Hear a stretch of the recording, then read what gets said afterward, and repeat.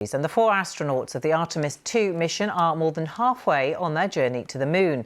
And the crew say they have now caught a first glimpse of the far side of the moon. But it hasn't all been plain sailing. A very human problem has stolen some of the attention because the mission's toilet apparently isn't working properly. Well, Rebecca Morale has more from NASA headquarters in Houston. Speeding through space, the Orion capsule is now closer to the moon than it is to Earth. And the astronauts have been taking their first images of the place they can't wait to visit.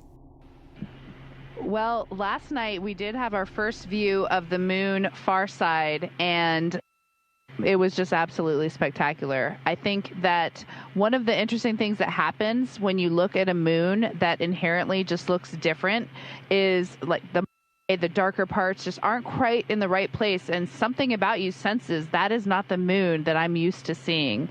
The crew have also had the chance to catch up with their families 200,000 miles away. This morning when my 2 daughters came on and it was just the 3 of us talking, it was surreal. Just we're up here, we're so far away, and for a moment I was reunited with my little family, and it was just the greatest moment of my entire life. The astronauts have been getting used to life in microgravity. There's not much room inside their capsule, but they're learning how to eat, work and exercise. And all under the watchful eye of the NASA team back on Earth. The focus has shifted to here at the Johnson Space Center in Houston, where the team in mission control are monitoring the spacecraft and, of course, the astronauts 24/7. They're now on course to fly around the far side of the moon, which now isn't quite so far away. But it hasn't all been plain sailing. You're getting a live look outside the windows of the Orion spacecraft as they conduct that wastewater dump. There's a problem with the Universal Waste Management System, otherwise known as the toilet. An exterior vent that dumps the wastewater has frozen. The world is following every moment of this mission, and that includes how the astronauts are getting by with a temperamental Lou. It technically will work with number 1 right now, but we just want to keep the tanks half full right now until we figure out what's going on with the vent line.